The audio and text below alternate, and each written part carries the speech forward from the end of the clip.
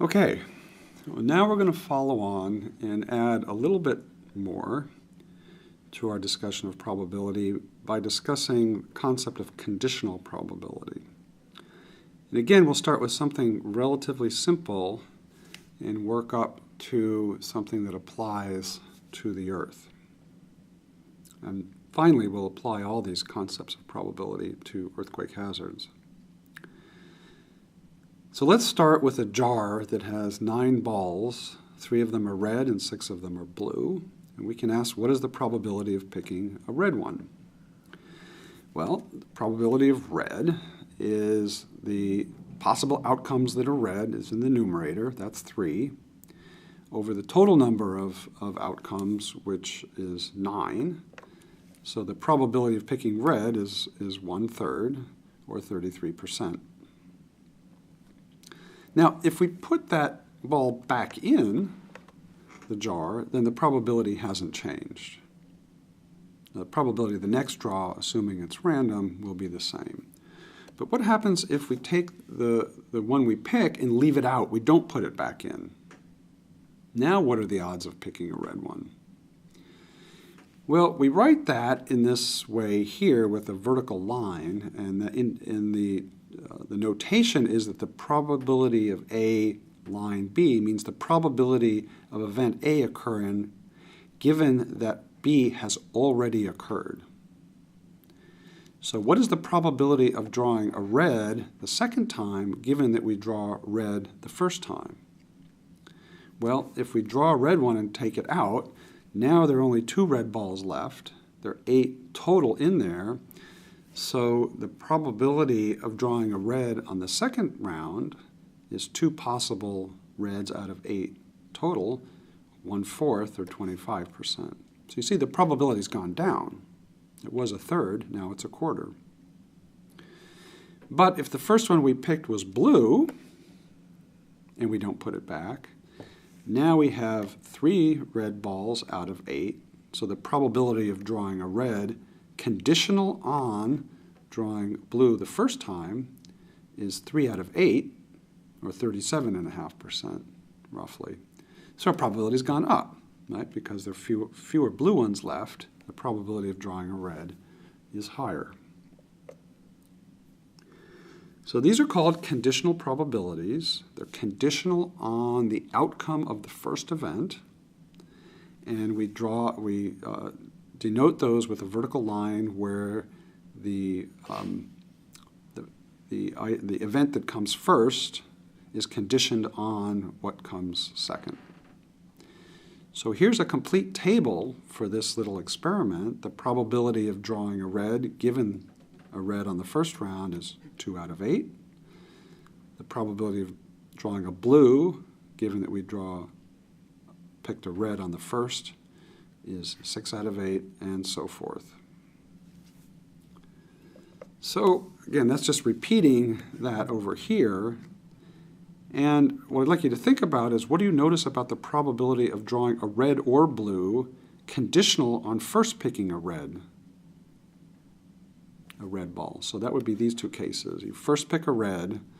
What do you notice about the total probability of picking a red or a blue on the second round? Likewise, what happens when the first ball is blue? And why does that make sense? So please think about that. So what is the relevance of conditional probability for earthquakes? We often have additional information. And most often that information comes from having knowledge about the time since the last earthquake.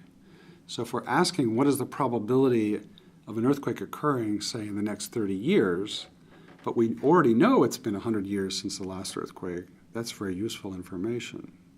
And we'd like to calculate the probability of an earthquake occurring conditional on our knowledge that how long it's been since the last event.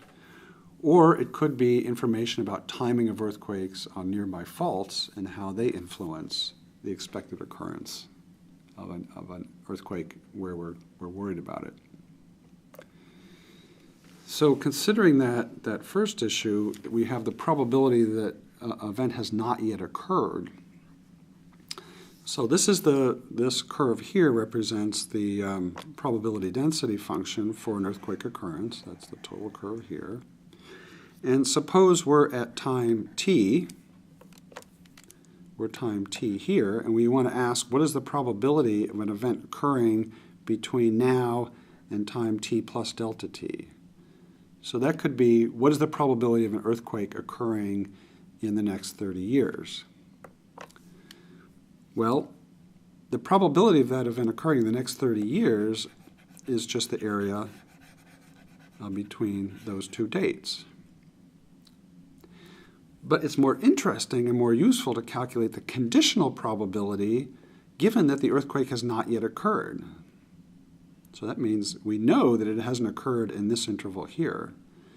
So to get the conditional probability of an earthquake in the next 30 years, we're going to take this area, right, and divide by the total area over here.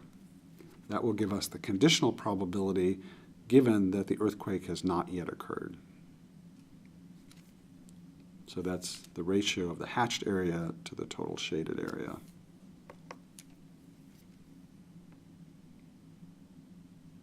Okay. So the U.S. Geological Survey has convened groups to estimate the probabilities of earthquakes, for example, here for the San Francisco Bay Area. And we see the probabilities associated with the important faults in the Bay Area on this map. So this is the San Andreas Fault coming up through here, and they've judged that the probability is 20% in the next 30 years. This was published in 2003, so it's already some time ago. The Hayward Fault over here joins to the Rogers Creek Fault. It was judged to be a 27% probability of an earthquake on that particular fault. The Calaveras Fault over here, an 11% probability. The San Gregorio Fault, 10%, and then low probabilities on some of these other faults. I should have said this is for the probability for a magnitude 6.7 or greater earthquake within this 30-year time interval. That was the best estimate as of that time that this map was published. Now we want to make use of that information, and to do so I want to review the basic properties of when you add, multiply, subtract probabilities. This can be a little subtle, so it's worth thinking about this pretty hard. So when do we multiply probabilities? Well, when events are independent, that is, whether one event occurs doesn't depend on whether or not the other event has occurred, the probability of both events occurring is the product of the independent individual probabilities. So, for example, going back to the previous map, we say the probability on the San Andreas Fault was 21%. The probability on the Hayward Fault, I'm not sure where the n is, but the Hayward Fault is 27%. Then assuming these two faults are independent, and we think about whether that's a good assumption or not. But if we made that assumption, the probability of an earthquake on both of those faults would be the product of the probabilities on the individual fault. So the probability of a quake on the San Andreas times a quake on the Hayward Fault, or 0.21 times 0.27, or roughly 5.7% probability of an earthquake occurring on both of those faults in 30 years. Key thing here is we multiply probabilities when they're independent events. When do we add probabilities?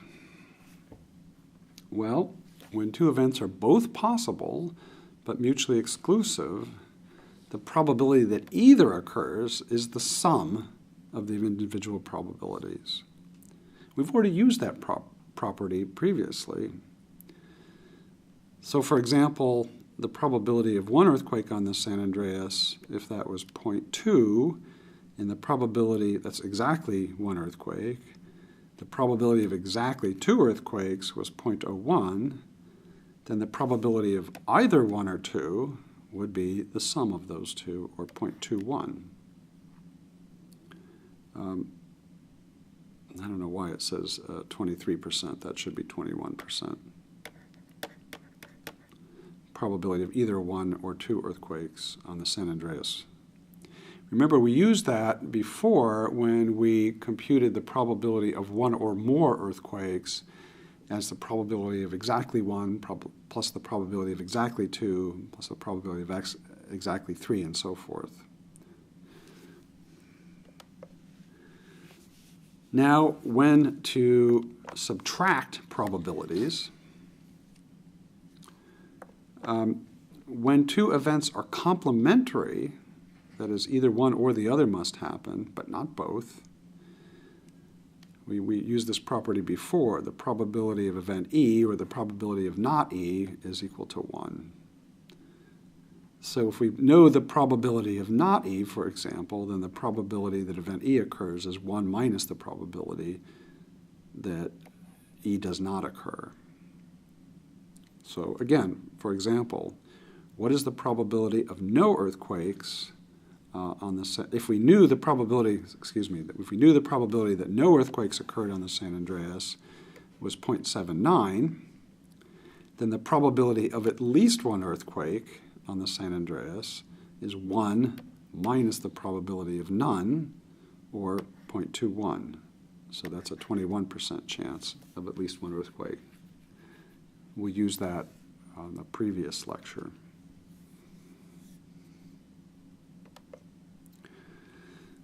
So what is wrong with the following? This is a common mistake. So let's think about this. Suppose we know the probability of at least one quake on the San Andreas fault is 21%. At least one quake on the Hayward fault is 29%. For the sake of argument, we can assume these are independent. So we could say the probability of at least one quake on either segment is the probability on the San Andreas or on the Hayward. 0.21 plus 0.29 is 0.5. This is incorrect. What I'd like you to think about is if you can show by logical extension of this argument why this procedure cannot possibly be valid. It's useful to be able to catch yourself and show why that cannot be true. So here's the right way to do it. Here's the right way. So again, the probability of at least one on the San Andreas is 21%. The probability on the Hayward is 29%. We want to calculate the probability of at least one on either segment. Well, we use this mutually exclusive property. The probability of at least one is 1 minus the probability of none on either.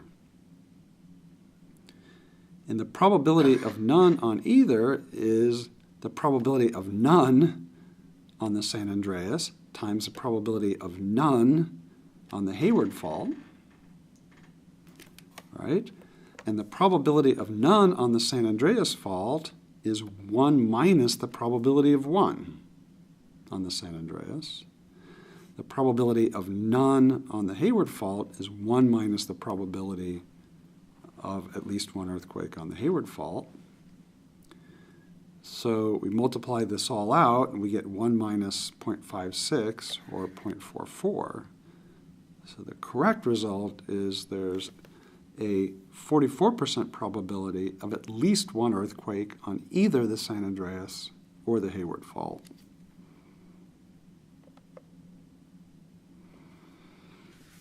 Now let's extend that to the 4 major faults that were shown on the map.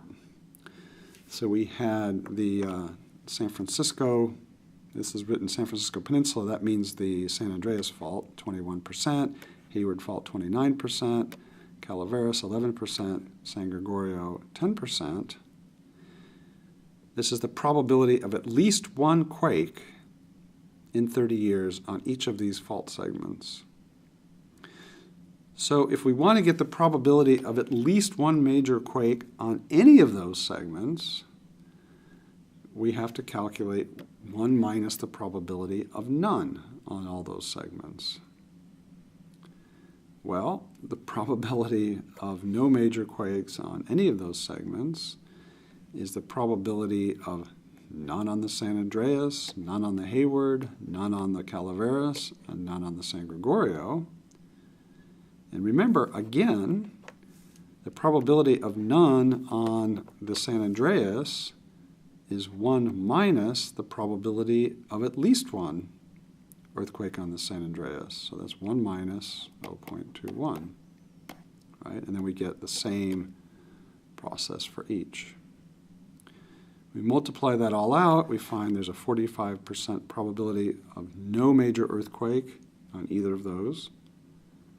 Well, because the total has to sum to 1, there has to be at least one major quake or none. So the probability of at least one is 1 minus 0.45, or a 55% chance of at least one earthquake in the Bay Area.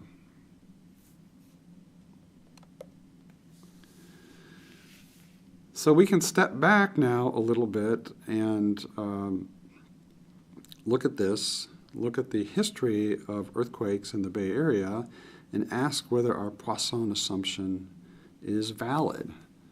What this graph shows is time running along this axis, and the little tabs here are the various earthquakes that have occurred where their size is proportional to the magnitude of the earthquake. So here's the Loma Prieta earthquake in 1989.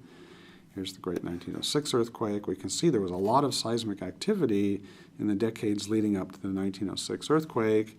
And after that, from about 1927 to the 1950s, there was a big gap. There was an absence of earthquakes, and then modest earthquakes began picking up. This direction doesn't particularly mean very much.